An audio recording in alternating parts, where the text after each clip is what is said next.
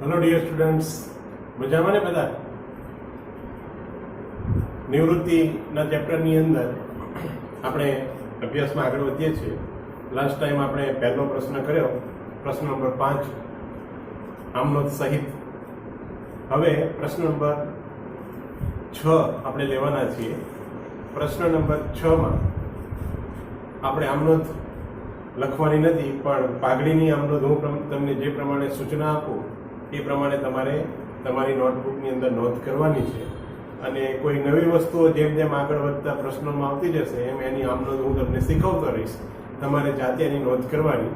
બાકી 8 માર્ક્સના પ્રશ્નની અંદર આપણે જે ખાતા તૈયાર કરવાના છે, નફા નુકસાન હવાલા ખાતું, ભાગીદારોના મૂડી અથવા ચાલુ ખાતા, અને નિવૃત્તિ બાદનું પાકું સરવૈયું આવશે, અને રોકડ અથવા બેંક ખાતું આવશે.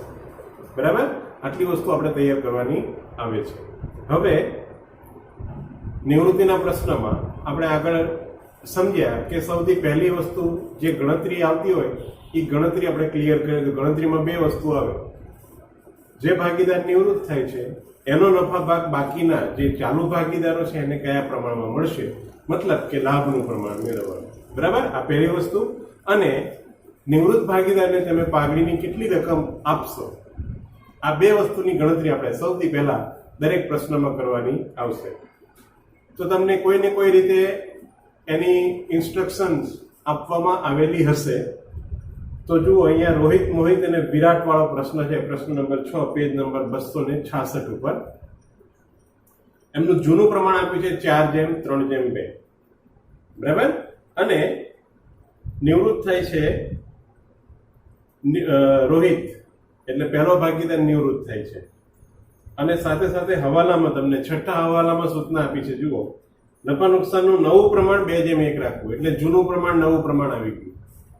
હવે જૂનું પ્રમાણ અને નવું પ્રમાણ હોય તો બંનેનો જે ડિફરન્સ આવે એ લાભનું પ્રમાણ ગણાશે. એટલે પહેલા આપણે લાભનું પ્રમાણ મેળવવાનું રહેશે. બરાબર? તો દરેકના નામ હું શોર્ટમાં લખીશ. રોહિત, મોહિત, વિરાટ માટે RMV. ક્લિયર? અહીંયા પણ તમે ટૂંકમાં નામ લખી શકો, RMV. બરાબર? અહીંયા ટૂંકમાં દર્શાવું છું RMV નું જૂનું પ્રમાણ. RMV નું જૂનું પ્રમાણ 4:3:2. 4:3:2. હવે રોહિત નિવૃત્ત થાય છે, પછી મોહિત અને વિરાટ 2 રહેશે. તો મોહિત અને વિરાટનું નવું પ્રમાણ આપ્યું છે, M અને V નું નવું પ્રમાણ. બરાબર? 2:1. આ 2 વસ્તુ આપી છે. એની ઉપરથી આપણે ચાલુ ભાગીદારો મોહિત અને વિરાટ આ બંનેનું લાભનું પ્રમાણ મેળવવું પડશે. એટલે આપણે અહીંયા લખીએ છીએ M નો લાભ બરાબર, સૂત્ર તમને ખ્યાલ છે, નવું માઇનસ જૂનું. નવું માઇનસ જૂનું એટલે નવું M નું કેટલું? તો 2/3 ગણાશે.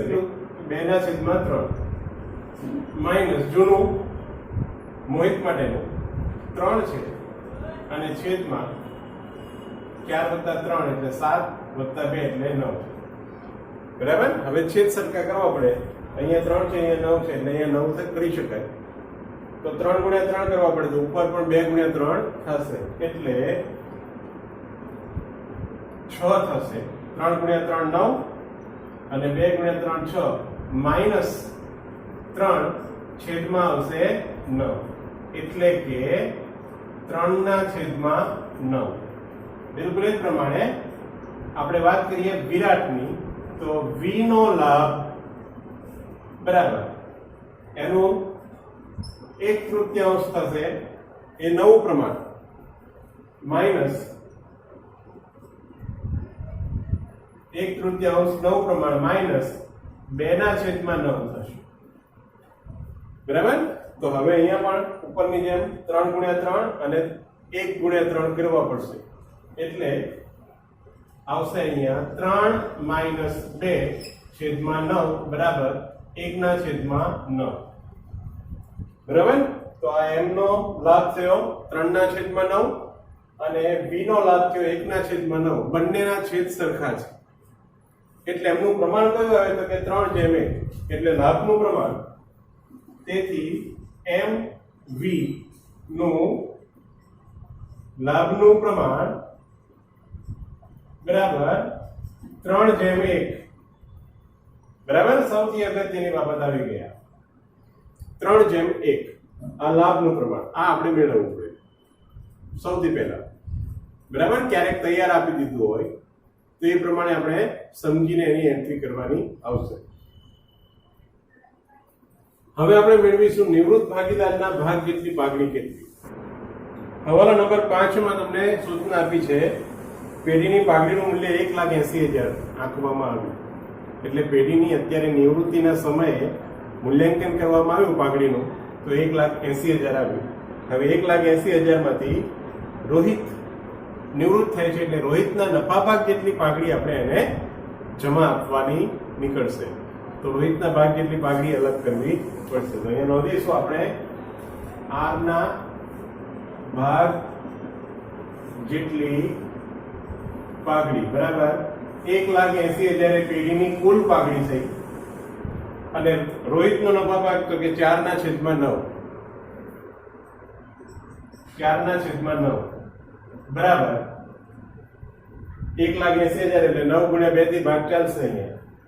બરાબર. ખ્યાલ આવી ગયો. 20,000 તો 20 × 4 એટલે 80,000 પાઘડી થશે. 80,000 પાઘડી આવે. આર ને આપણે કેટલી પાઘડી આપવાની આવશે 80,000 રૂપિયા. અને 80,000 આર ને જમા આપીશું, રોહિતને જમા આપીશું, પણ ઉધાર કયું ખાતું કરવાનું તો કે બાકીના બે ચાલુ ભાગીદારોના મૂડી ખાતા ઉધારવા પડશે. તો વિદ્યાર્થી મિત્રો, ભાગીદાર રોહિતને એના ભાગ જેટલી પાઘડી ₹80,000 આપણે આપવાની આવે છે. બરાબર. એટલે બે ગણતરી કરવાની હતી, કરી લીધી. હવે પાઘડીની આમનોંધ તમે નોંધ કરી લે, હું નોંધ કરાવું છું એ પ્રમાણે. એટલે પાઘડીનું આખું જે વિભાગ છે, પાઘડીની એન્ટ્રીનો જે વિભાગ છે નિવૃત્તિના દાખલાની અંદર, એ આપણો પૂરો થઈ જાય. તો અહીંયા પ્રશ્નમાં તમને એક 36,000ની જૂની પાઘડી આપી છે. પાકા સરવૈયામાં જુઓ દરેક જણ, જૂની પાઘડી આપી છે 36,000. આ જૂની પાઘડીને આપણે પહેલા માંડી વાળવાની હોય તો એ જૂની પાઘડી માંડી વાળવા માટે આપણે નોંધ કરવી પડે. પાઘડી ખાતું ઉધાર બાકી ધરાવે એને બંધ કરી દેવાનું છે. હવે માંડી વાળવાની છે તો જમા કરવી પડશે. બરાબર.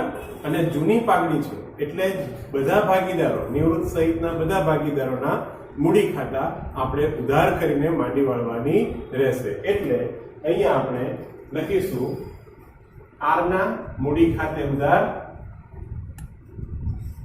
ત્યાર પછી મોહિતના મૂડી ખાતે ઉધાર,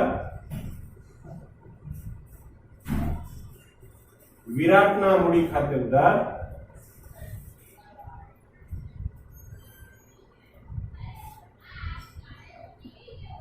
અને તે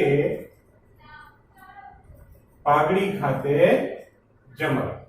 પાઘડી ખાતે જમા કેટલા? જૂની પાઘડી છે એટલે 36,000 રૂપિયા. બરાબર. 36,000 રૂપિયા.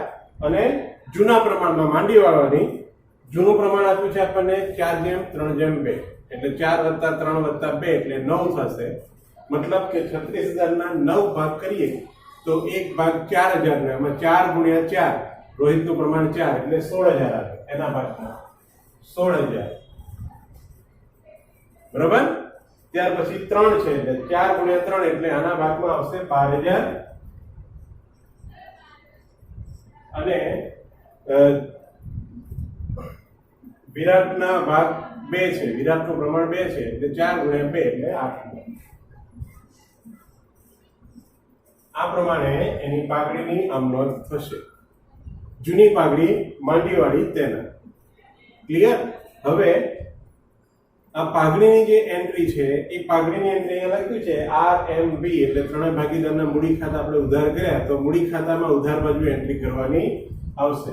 તો આ ઉધાર બાજુ એ પહેલા અહીંયા બાકી આગળ લાવ્યા, નોંધ કરી નાખ્યા આપણે. બાકી આગળ લાવ્યા અને અહીંયા નોંધીશું આપણે પાઘડી ખાતે વિગતમાં હવે પાઘડી ખાતે સ્પષ્ટતા માટે હું કૌંસમાં લખું છું કે આ જૂની પાઘડીની એન્ટ્રી છે. ન લખ્યું હોય તોય ચાલે, પણ સ્પષ્ટતા કરી છે કે આ જૂની પાઘડીની એન્ટ્રી છે. પાઘડી ખાતે કોના કોના ઉધાર કર્યા આપણે? તો આર એમ બી ત્રણેયના ઉધાર કર્યા જૂની પાઘડીમાં. જેના જેટલા છે એના ખાનામાં એટલી રકમ ઉધાર કરી દઈએ. 16, 12 અને 8. આનામાં આવે 16,000, મોહિતમાં આવશે 12,000 અને વિરાટમાં આવશે એ 8,000. બરાબર?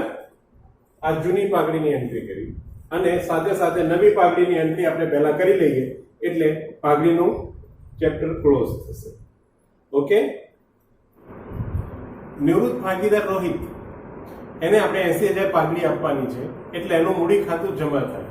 એટલે રોહિતના મૂડી ખાતામાં જમા બાજુ એન્ટ્રી આવશે. બરાબર? રોહિત ખાતે જમા કરીશું. પણ ઉધારવાના કયા ખાતા?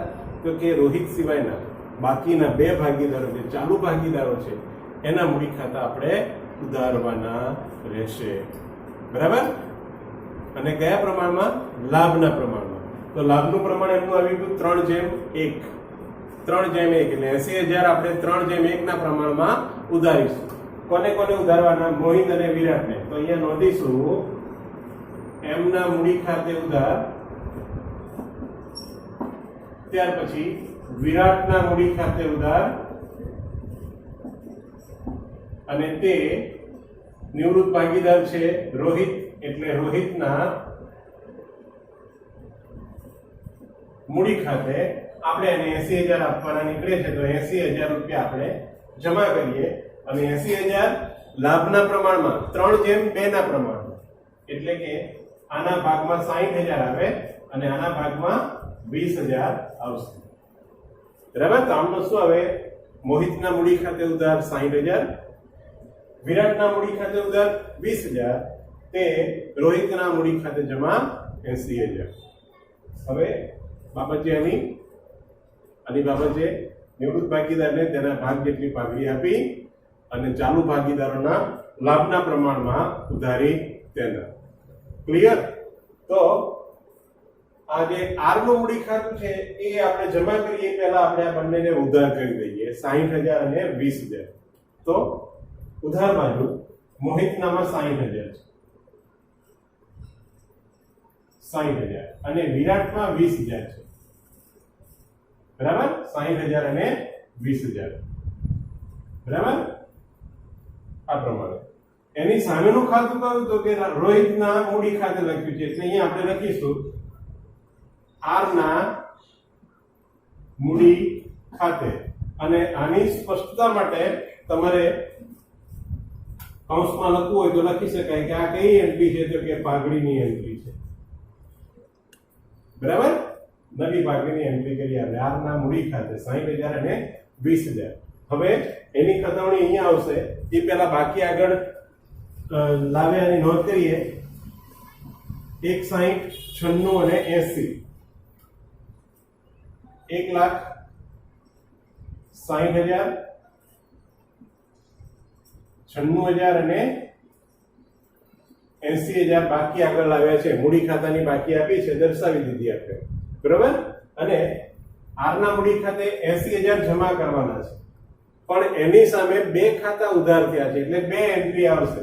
એટલે એક 60,000 ની એન્ટ્રી આવે અને 60,000 માં શું લખ્યું છે? એમ ના મૂડી ખાતે. એટલે વિગતમાં અહીંયા આવે એમના મૂડી ખાતે. અને બીજી આવશે એ 20,000 ની એન્ટ્રી આવશે અને 20,000 ની સામે કોનું નામ છે? તો કે વી ના મૂડી ખાતે. એટલે અહીંયા લખાશે વી ના મૂડી ખાતે. બરાબર? અહીંયા પણ સ્પષ્ટતા માટે તમારે લખવું હોય તો લખી શકાય કે આ પાઘડીની આમ નોંધની એન્ટ્રી કરેલી છે, પાઘડીની ખતવણી કરેલી છે. બાકીનામાં ડેશ ડેશ આવશે. આ પાઘડીની આમ નોંધ આપણે ક્લિયર કરી લીધી. બરાબર? આપણે હવે આગળ વધીએ. વિદ્યાર્થી મિત્રો, આ પ્રશ્નમાં રોહિતને અમુક રકમ ચૂકવવાની છે એવી સ્પષ્ટતા સૂચના આપેલી છે. એટલે રોકડ ખાતા ઉપર અસર થાય એની, બેંક ખાતા ઉપર. એટલે આપણે રોકડ / બેંક ખાતું બંને સંયુક્ત રીતે તૈયાર કરીએ છીએ.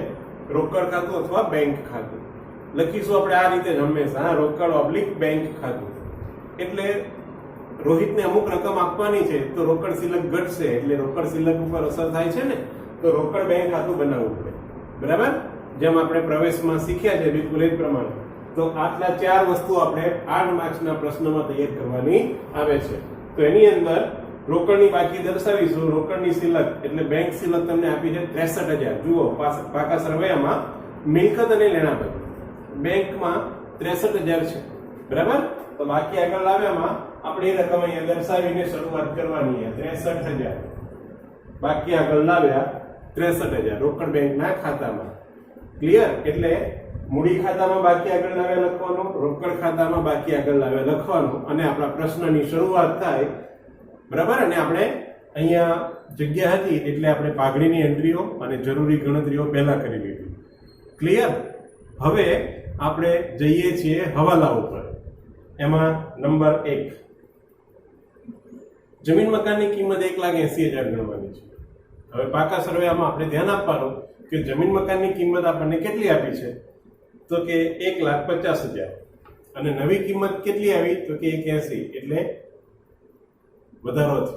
મિલકતની કિંમત વધે ત્યારે એ પેઢી માટે ફાયદો ગણાય, લાભ ગણાય. બરાબર? અને લાભ એટલે કે નફો ગણાય. નફાને આપણે પુનઃમૂલ્યાંકન ખાતે જમા કરવો પડે, તો જે મિલકતમાં વધારો થયો હોય એ ખાતું ઉધાર થાય. એટલે આની આમનોંધ આ પ્રમાણે આવે, જમીન મકાન ખાતે ઉધાર કેટલા વધ્યા? 30,000. બરાબર? તો જમીન મકાન ખાતે ઉધાર 30,000, તે પુનઃમૂલ્યાંકન ખાતે જમા 30,000. આની એન્ટ્રી પુનઃમૂલ્યાંકનમાં કરીએ તો જમા બાજુ આવશે. અહીંયા જમા બાજુ 30,000 રૂપિયા લખીશું આપણે, અને વિગતમાં લખાશે જમીન મકાન ખાતે. જમીન મકાન ખાતે. બરાબર? કૌંસમાં સ્પષ્ટતા માટે લખી શકાય વધારો.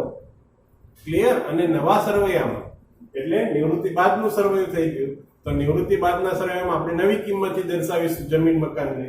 તો અહીંયા લખીશું આપણે હવે જમીન મકાન કેટલી કિંમત આવશે, તો કે 1,80,000. 1,80,000. બરાબર?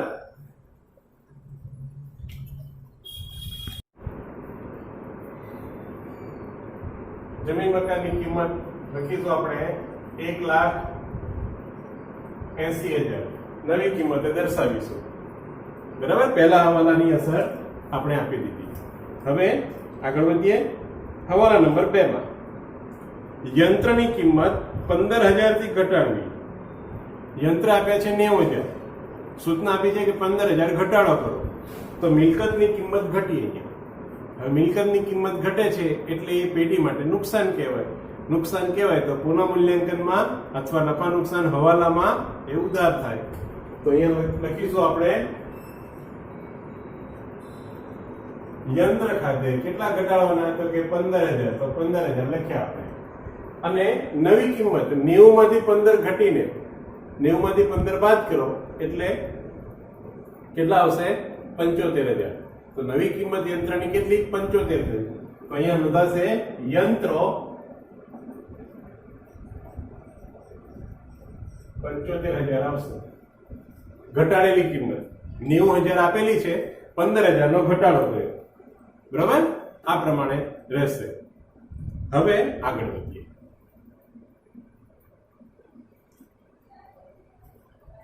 નંબર 3 માં દેવાદારો પર 10% ગાલખાત અનામત રાખવી.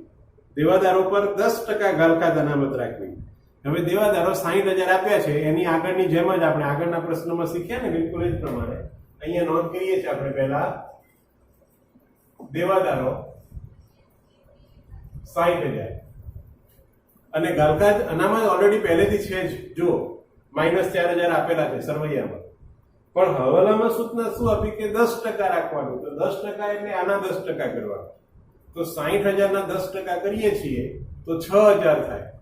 એટલે ગાલખાત અનામત કેટલી રાખવાની? 6,000. એટલે અહીંયાથી આપણે બાદ કરીશું માઈનસ ગાલખાત અનામત 6,000 ગણીને બાદ કરીએ તો 12 રકમ આવશે 54,000. બરાબર? એટલે ગાલખાત અનામત 6,000 કરી, પણ અહીંયા જૂના સર્વેમાં પહેલા 4000 તો હતા જ, 4 ના 6 કર્યા છે, એટલે વધારો કેટલો કર્યો આપણે? 2000 નો. મતલબ શું કે ગાલખાદ અનામત માટે આપણે 2000 વધારાના ફાળવ્યા. તો એ ફાળવવા માટે આપણે વાર્ષિક હિસાબો તૈયાર કરતા હોય તો નફા નુકસાનમાં ઉધાર બાજુ દર્શાવીએ છીએ. અત્યારે વાર્ષિક હિસાબો તૈયાર કરતા નથી, બરાબર? એટલે આપણી પાસે નફા નુકસાન ખાતું નથી, પણ નફા નુકસાન ખાતા જેવું જ ખાતું આપણી પાસે છે, અને એ કયું? નફા નુકસાન હવાલા ખાતું. એટલે એ ઉધાર કરવાનું. તો અહીંયા ઉધાર બાજુ વધારાની ચોગવાઈ કરીએ છીએ એટલે, બરાબર? તો અહીંયા લખાશે ગાલખાદ અનામત જેટલા વધારે હોય એટલા, 2000 વધારે તો 2000 આવે. ક્લિયર? હા, અને કદાચ ધ્યાનથી સાંભળો, હવાલામાં સૂચના એવી હોય કે 5% રાખો ગાલખાદ અનામત, તો 5% રાખીએ તો 60,000 ના 5% એટલે 3000 થાય. તો આપણે અહીંયા 3000 લખવા પડશે, બરાબર? અને જૂના સર્વેમાં આપે છે 4000. એનો મતલબ એવો થયો કે 4000 ની જરૂર નથી, 3000 ની જ છે. તો 1000 રૂપિયા ગાલખાદ અનામતના વધ્યા, તો એ શું કરવાના? નફા નુકસાનમાં હવાલા ખાતામાં લાવી અને જમા બાજુ દર્શાવવા પડશે. વધારવાના હોય તો ઉધાર કરીશું, પણ પહેલેથી જ વધારાના હોય તો એ વધારાની રકમ લાવી અને પુનઃ મૂલ્યાંકનમાં જમા બાજુ દર્શાવીશું. ગાલખાદ અનામત ખાતે 1000 રૂપિયા. જો ગાલખાદ અનામત આપેલા નવા હવાલા પ્રમાણે વધતી હોય તો, બરાબર? પણ વધારવાની હોય તો ઉધાર થશે. ક્લિયર? આગળ નંબર 4 માં લેણદારો પૈકી 5000 ચૂકવવા પડશે નહીં. લેણદારોને આપણે જે રકમ ચૂકવવાની છે એમાં 5000 આપણે ચૂકવવાના નથી. હવે તો લેણદારો આપ્યા છે તમને 64000, જુઓ, એમાંથી 5000 ચૂકવવાના નથી, એટલે ફાયદો થઈ ગયો એટલો પેઢીને, બરાબર? તો એ પેઢીનો લાભ છે, એટલે પુનઃ મૂલ્યાંકનમાં અથવા નફા નુકસાન હવાલામાં જમા બાજુ આવે. તો અહીંયા લખીશું આપણે લેણદારો ખાતે 5000 નો બેનિફિટ થયો તો 5000 રૂપિયા લખીશું. અને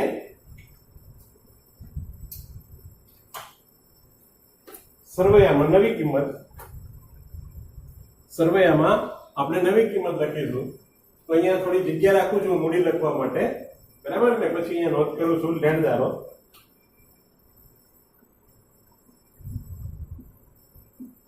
લેણદારો 64 માંથી 5 બાદ કરીએ 59,000 થશે. 59,000 રૂપિયા ના લેણદારો આપણે દર્શાવવાના આવશે. નવી કિંમત લેણદારોની. નેક્સ્ટ નંબર 5, પેઢીની પાઘડીનું મૂલ્ય. એ એન્ટ્રી આપણે ક્લિયર કરી લીધી. મોહિત અને વિરાટનું નવું પ્રમાણ, એ પણ આપણે લાભ ગણવા માટે, લાભનું પ્રમાણ મેળવવા માટે કરી લીધું. હવે નંબર 7 માં જુઓ, રોહિતને 20,000 તરત જ ચૂકવવાના. એટલે રોહિતને કેટલા ચૂકવવાના નીકળે છે અહીંયા પહેલા આપણે નક્કી કરીએ, પછી એમાંથી જેટલા ચૂકવવાના નીકળતા હોય એમાંથી 20,000 અત્યારે આપી દઈશું ને બાકીની રકમ એ લોન તરીકે રાખશે, પૂરેપૂરા નહીં આપીએ. દાખલા તરીકે 50,000 ચૂકવવાના નીકળે તો આપણે 20,000 આપી દઈશું, 30,000 લોન તરીકે રાખવામાં આવશે, બરાબર? તો હવે પાકા સર્વેમાં નજર કરીએ. એકત્રિત નફો કે નન્નુની ઉધાર બાકી આપ્યું હોય તો આપણે વહેંચી દેવાની રહેશે. મૂડી દેવા બાજુ જુઓ, અનામત ભંડોળ આપ્યું છે 45,000, તો ભાગીદારોને વહેંચી દેવાનું આવે. એ વહેંચવા માટેની આમનો જ અનામત ભંડોળ ખાતે ઉધાર, તે ભાગીદારોના મૂડી ખાતે જમા જૂના પ્રમાણમાં. તો 45 ને આપણે વહેંચી દઈએ 4:3:2 ના પ્રમાણમાં, બરાબર? 4:3:2 ના પ્રમાણમાં. તો 45 ભાગ્યા 9 કરીએ તો 1 ભાગ 5,000 નો, એટલે 5 ગુણ્યા 4, 5,000 ગુણ્યા 3 અને 5,000 ગુણ્યા 2 એમ વહેંચાશે, બરાબર? 4:3:2 ના પ્રમાણમાં. સમજાય છે ને દરેકને? એટલે 4 + 3 + 2 9 થયા ને. તો વહેંચવા માટે શું કરવાનું? જેને વહેંચવાનું હોય એના 9 સરખા ભાગ થાય. એટલે 45,000 ભાગ્યા 9 કરીએ તો 5,000 ના 9 ભાગ થશે, બરાબર? હવે એમાંથી જેટલા ભાગ હોય એટલા લઈ જાય. તો 4 ભાગ રોહિતના છે, એટલે 5, 5, 5 એવા 4 ભાગ છે રોહિતના ગણાય. 5 5 અને 5 એવા 3 ભાગ છે એ મોહિતના ગણાય અને 5 5 એવા 2 ભાગ વિરાટના ગણાશે. એટલે 20,000, 15,000, 10,000. 20, 15 અને 10. ક્લિયર? તો અહીંયા સામાન્ય અનામત વહેંચી દઈએ. લખીશું અહીંયા શબ્દ જે આપ્યો એ વાપરીશું. અનામત ભંડોળ. અનામત ભંડોળ ખાતે કેટલા આવ્યા? તો કે 20,000, 15,000 અને 10,000 આવ્યા. જમા થશે ભાગીદારના મૂડી ખાતે. ક્લિયર? ત્યાર પછી કામદાર વળતર અનામત જુઓ. તો એ પણ આપણે વેચી દેવાનું રહેશે. કામદાર નફા ભાગ હોય તો ન વેચાય, કામદાર વળતર અનામત હોય તો વેચવાનું છે. એટલે અહીંયા નોંધીશું આપણે કામદાર વળતર અનામત. એની અમત પણ સેમ આવશે. કામદાર વળતર અનામત ખાતે ઉધાર, તે ભાગીદારોના મૂડી ખાતે જમા. એટલે અમને જમા કરી દઈએ. 4/3/2 ના પ્રમાણમાં વહેંચીએ 13,500 ને. તો 13,500 ને આપણે 9 સરખા ભાગ કરીએ. 9 સરખા ભાગ કરીએ તો 1,500 રૂપિયા આવશે. બરાબર? એક ભાગના 1,500 રૂપિયા એટલે 1,500 ગુણ્યા 4. 1,500 ગુણ્યા 4 એટલે એ થશે 6,000. 1,500 ગુણ્યા 3 એટલે એ આવશે 4,500 અને 1,500 ગુણ્યા 3,000. બરાબર? કામદાર વળતર અનામતને વેચી દીધું. ત્યાર પછી ભાગીદારોની લોન. ભાગીદારોની લોન આપી છે. હવે જુઓ, ખાસ સમજવાનું. બરાબર? અને એ પહેલા મિલકત લેણા બાજુ જુઓ. જાહેરાત ઝુંબેશ ખર્ચ એટલે અવાસ્તવિક મિલકતમાં આવે. અવાસ્તવિક મિલકત હોય તો પુનર્ગઠન સમયે આપણે માંડી વાળીએ છીએ. 4500 રૂપિયા છે એટલે જાહેરાત ઝુંબેશને આપણે માંડી વાળીશું. જાહેરાત ઝુંબેશ ઉધાર બાકી હોય એટલે મિલકત લેણામાં આપ્યું હોય. બરાબર? અવાસ્તવિક મિલકત તરીકે દર્શાવેલી છે. એટલે એકચ્યુઅલમાં એ ખર્ચ છે, તેમ છતાંય બરાબર એ પ્રસારિત મહેસૂલી પ્રકારનો ખર્ચ છે એટલે એને મિલકત લેણામાં દર્શાવેલું હોય. બરાબર? તો એને આપણે પુનર્ગઠન થાય એટલે પુનર્ગઠન હોય, પ્રવેશ હોય કે નિવૃત્તિ હોય ત્યારે માંડી વાળવાનું હોય. તો 4500 રૂપિયાને આપણે માંડી વાળીએ તો એ જમા થઈ જશે અને બંધ થઈ જશે. ભાગીદારોના મૂડી ખાતા ઉધાર થશે. એટલે અહીંયા આવશે અનુક્રમે 2,000, 1,500 ને 1,000. 4/3/2 ના પ્રમાણમાં. એટલે અહીંયા નોંધીશું આપણે જાહેરાત ઝુંબેશ ખાતે 2,000, 1,500 અને 1,000 આ પ્રમાણે આવશે. આગળ વધીએ. હવે ભાગીદારોની લોનમાં જુઓ, તમને 2 ભાગીદારની લોન આપી છે, એક રોહિત અને એક મોહિત. આ 2 ભાગીદારમાંથી એક નિવૃત્તિ લે છે. બરાબર? રોહિત નિવૃત્તિ લે છે અને રોહિતે લોન પણ આપેલી છે. એટલે જે ભાગીદાર નિવૃત્ત થાય છે એને જો પેઢીને લોન આપી હોય તો એની લોનનું ખાતું આપણે માંડી વળવાનું, બંધ કરી દેવાનું અને એટલી રકમ એના મૂડી ખાતે જમા આપી દેવાની. એટલે લોન ખાતું ક્લોઝ થઈ ગયું. બરાબર? લોન ખાતું નિવૃત્ત ભાગીદાર છે એટલે. અને મોહિત તો ભાગીદાર તરીકે ચાલુ રહેશે એટલે એનું ખાતું બંધ ન થાય, પણ એનું ખાતું આપણે બરાબર પાકા સરવાળામાં મૂડી દેવા બાજુ દર્શાવી દઈશું ચાલુમાં, કારણ કે એ ચાલુ રહેશે ભાગીદાર એટલે. પણ રોહિતનું ખાતું 10,000 ની લોન છે એની, તો એ લોન ખાતું આપણે બંધ કરી દેવાનું. એ ખાતું બંધ કરવા માટેની આમનોંધ આ પ્રમાણે થાય. નોંધ કરી હોય તો કરી દો. રોહિતનું લોન ખાતું જમા બાકી ધરાવે 10,000 એટલે બંધ કરવા માટે ઉધાર થશે. રોહિતની લોન ખાતે ઉધાર 10,000 તે રોહિતના મૂડી ખાતે જમા 10,000. રોહિતના લોન ખાતે ઉધાર 10,000 તે રોહિતના મૂડી ખાતે જમા 10,000. એટલે મૂડી ખાતે જમા કરવા પડે રોહિતના ખાતામાં. તો આ રોહિતનું ખાનું, એમાં 10,000 લખીશું. બરાબર? અને અહીંયા લખીશું આપણે વિગતમાં રોહિતની લોન ખાતે એમ લખાશે. રોહિતે લોન આપેલી છે, હવે લોન આપણે એને પાછી વાળી દઈએ છીએ અને મૂડી ખાતામાં આપી દઈએ છીએ. ક્લિયર? એટલે લોન ખાતું જે રોહિતનું હતું એ નીકળી ગયું, પણ મોહિતનું ચાલુ હતું. તો મોહિતનું લોન ખાતું આપણે અહીંયા દર્શાવી દઈએ. લેણદારની ઉપર લખીએ અહીંયા કે મોહિતની લોન. મોહિતની લોન કેટલી છે? 16,000. તો એ 16,000 ને આપણે અહીંયા દર્શાવીશું. મોહિતની લોન એ ભાગીદાર તરીકે ચાલુ રહેશે, તો એની લોન ખાતું પણ ચાલુ રહેશે.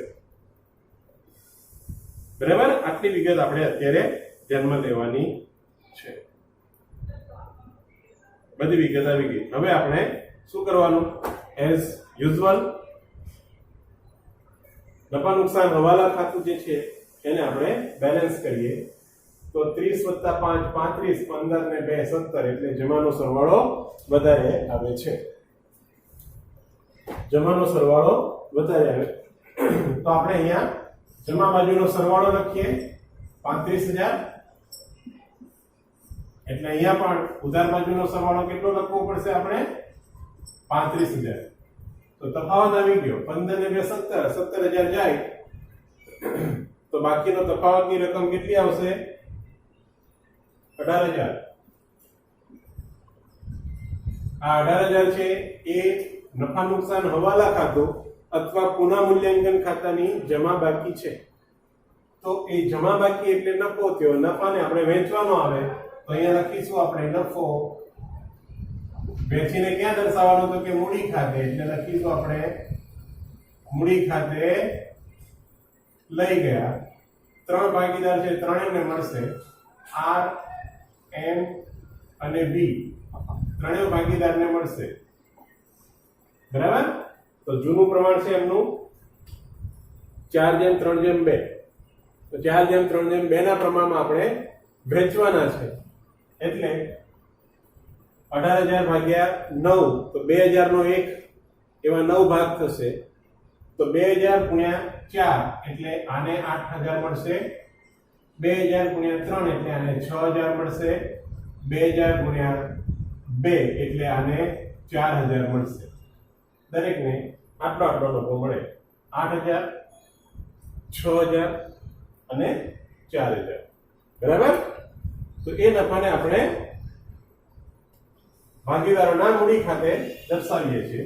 અહીંયા લખીશું નફો ક્યાંથી લાવ્યા એ લખવું પડશે. હવે નફો જમા થાય ને તો ભાગીદારના મૂડી ખાતામાં જમા બાજુ ક્યાંથી લાવે?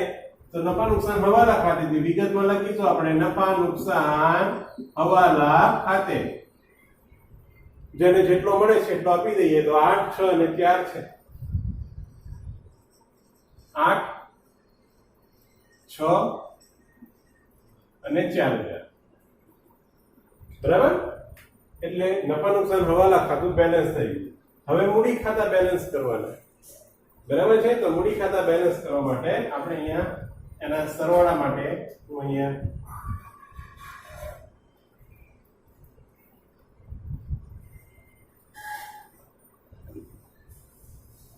બરાબર આ પ્રમાણે આપણે દર્શાવીએ છીએ. તો સૌથી પહેલા આપણે રોહિતની વાત કરી લઈએ, કારણ કે રોહિતને 20,000 ની ચૂકવણી પણ કરવાની છે. રોહિતમાં જમા બાજુ એન્ટ્રીઓ વધારે છે અને મૂડી ખાતા છે એટલે જમાનો સરવાળો જ વધારે આવે. તો રોહિતનો જમાનો સરવાળો પહેલા કરીએ આપણે.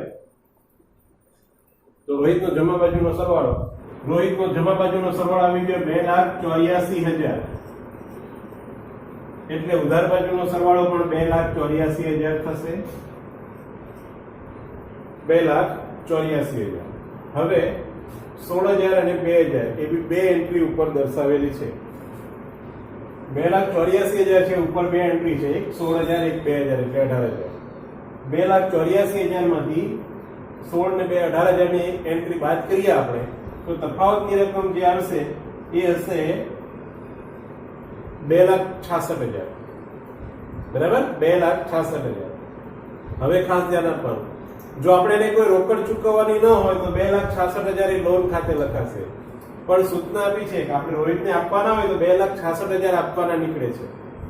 હું અહીંયા લખીને સમજાવું છું એટલે ખાસ ધ્યાન આપીને સમજો. પહેલા અહીંયા તફાવત શું આવી ગયો? 2,66,000. બરાબર? આ લખાશે રોહિતની લોન ખાતે જો એને રકમ આપવાની ન હોય તો. પણ સૂચના શું આપી છે?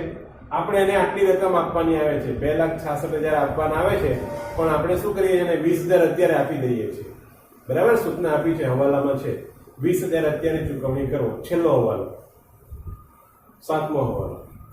તો આપણે આમાંથી 20,000 એને અત્યારે આપીએ છીએ એટલે આમાંથી 20,000 ઓછા થઈ ગયા. બરાબર, એટલે એ 20,000 આપણે આપીએ છીએ તો એ 20,000 ઘટી જશે. આ 20,000 રૂપિયા. બરાબર, આ 20,000 રૂપિયા રોહિત લઈ જશે એટલે રોહિત લેનાર કહેવાય. એટલે એની આમનોંધ શું થાય? રોહિત ખાતે ઉધાર 20,000, તે રોકડ ખાતે જમા અથવા બેંક ખાતે જમા 20,000.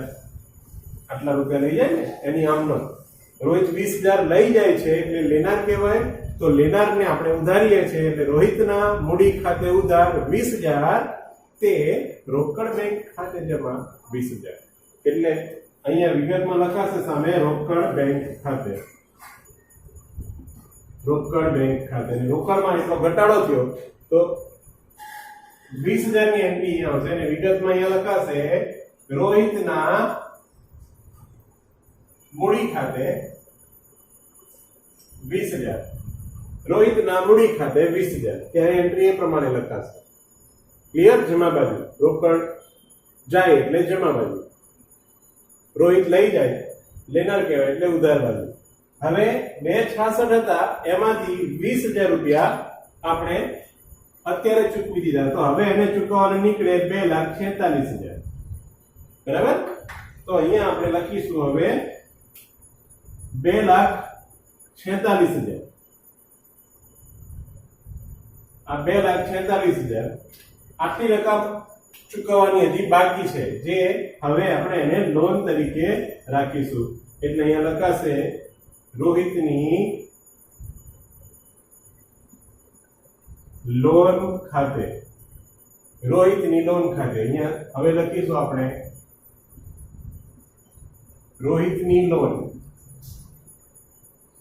2,46,000.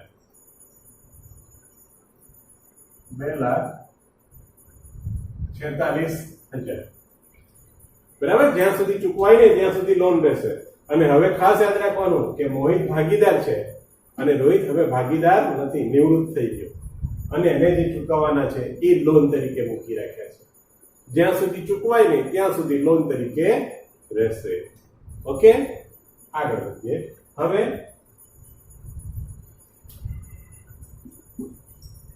આપણે આ બે ભાગીદારની મોહિત અને વિરાટની મૂડી ખાતાની બાકી શોધવાની છે અને એની બાકી શોધીને પાકા સરવેમાં આપણે દર્શાવી દઈશું. અહીંયા મૂડી ખાતાની બાકી, મૂડી ખાતા બરાબર, બે જણ છે મોહિત અને વિરાટ. આ બંનેની જે બાકી આવશે અહીંયા દર્શાવીશું. રોકડમાં બીજી કોઈ એન્ટ્રી નથી એટલે રોકડ ખાતાને બેલેન્સ કરીએ.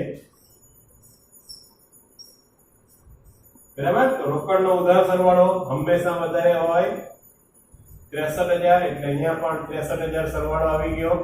એમાંથી 20,000 ની એન્ટ્રી ગઈ એટલે બાકી રહી ગયા 43,000. આ 43,000 રોકડ ખાતાની બાકી કહેવાશે, જેને લખીશું બાકી આગળ લઈ ગયા.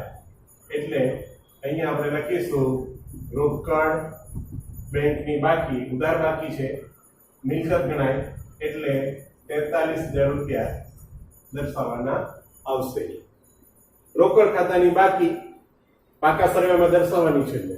અને મૂડી ખાતામાં મોહિતનો જમા બાજુનો સરવાળો 1,21,500. 1,21,500 એટલે અહીંયા લખીશું આપણે 1,21,500. તો અહીંયા એનો જમા સરવાળો પણ 1,21,500 થાય. તફાવતની રકમ જે આવે એ આપણે મેળવી લેવાની.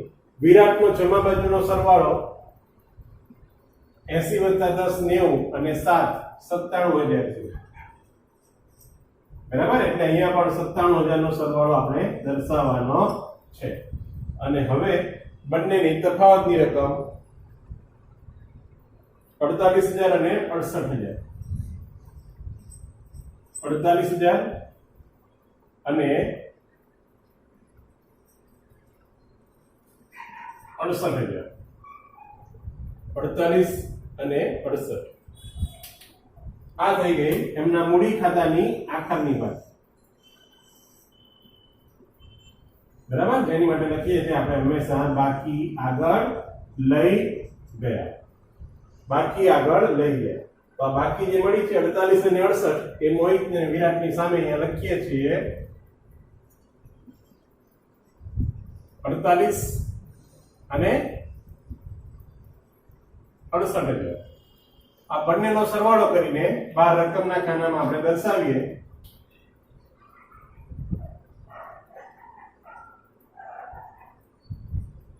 તો 1,16,000,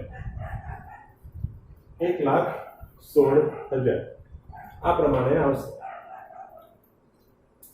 બરાબર, આ પ્રમાણે રહેશે.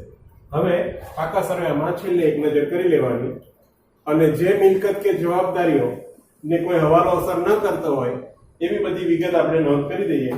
તેમાં પાવડી નીકળી ગયું, જમીન મકાન આવી ગયું, યંત્ર આવી ગયું, સ્ટોક 85,000 બાકી છે તો એ નોંધ કરીએ. સ્ટોક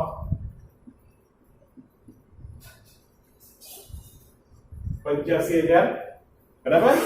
ત્યાર પછી દેવાદારોની નોંધ કરી, બેંકની નવી બાકી આવી ગઈ, જાહેરાત ઝુંબેશ ખાતું નીકળી ગયું, નવા મૂડી ખાતા આવી ગયા, અનામત ભંડોળ કામદાર વળતર નીકળી ગયું, ભાગીદારોની લોનમાં એક મોહિત ભાગીદાર છે એની લોન આવી ગઈ અને નિવૃત્ત ભાગીદાર, હવે ભાગીદાર નથી પણ ત્રાહિત પક્ષકાર ગણાય, નિવૃત્ત થઈ ગયો છે એટલે એની લોન આવી ગઈ અને છેલ્લે લેણદારોની નોંધ પણ આવી ગઈ છે. હવે પાકા સરવાળાનો સરવાળો કરવાનો, તો પાકા સરવાળાનો સરવાળો કરી દઈએ. 4,37,000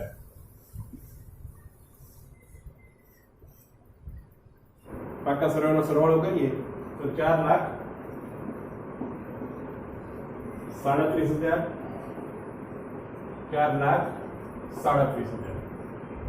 બરાબર. આગળ સરવાળો બેલેન્સ થઈ ગયું. આ પ્રમાણે અહીંયા પ્રશ્ન ગણવાનો છે. હવે ધ્યાન આપો, કદાચ અહીંયા પૂરેપૂરી રકમ ચૂકવાઈ જાય 2,66,000 તો અહીંયા 2,66,000 ની એન્ટ્રી આવશે, તો એટલી સિલક આપણી પાસે અહીંયા હશે. ન હોય તો બાકીના ચાલુ ભાગીદારોએ લાવતા હશે એવી સૂચના પણ આપણને આપવામાં આવી હશે, બરાબર. પણ અહીંયા અમુક રકમ ચૂકવાય છે અને બાકીની લોન તરીકે રહેશે. આવા પ્રશ્ન વારંવાર પૂછાય છે.